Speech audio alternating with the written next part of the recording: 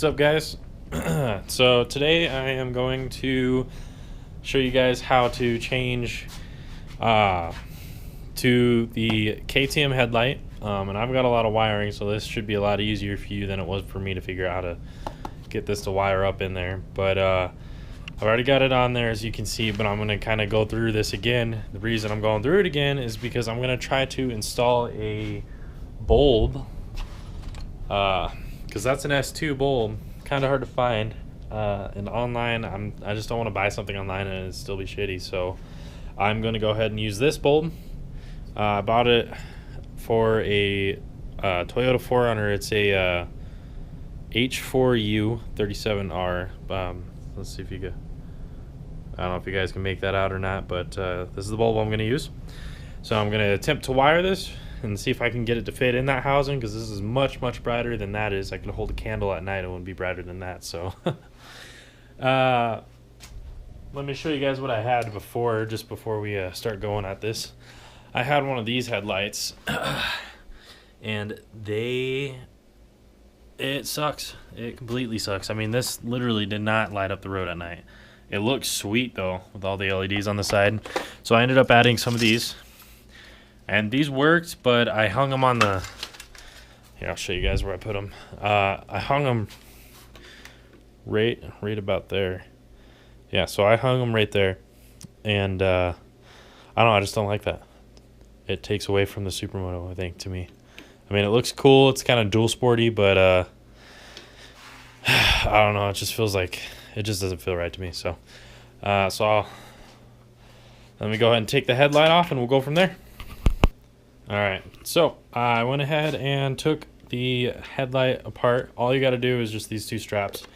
Strapped them around here, and it's actually a lot easier if you have a stock DRZ, but I have all this junk here.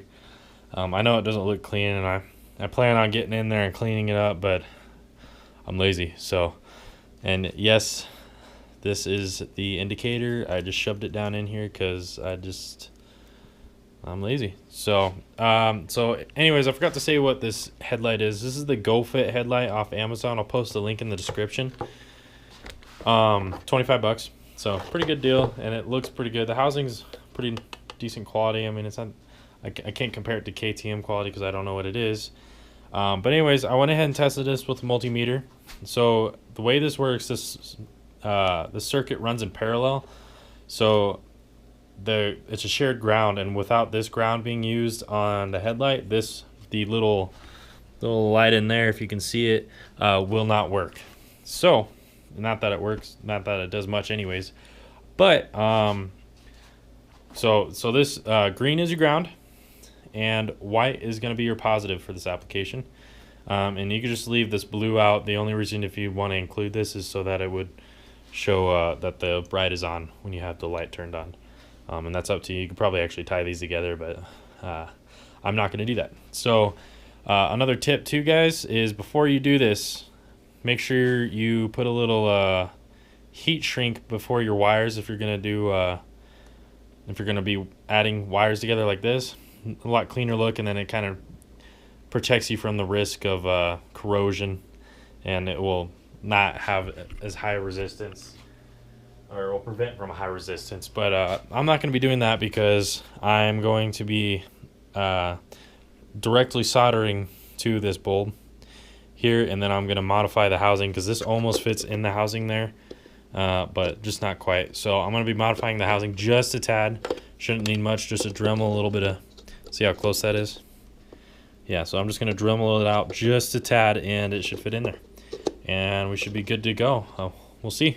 And I'm going to try and reuse the stock boot that came on this right here. That way I don't have to worry about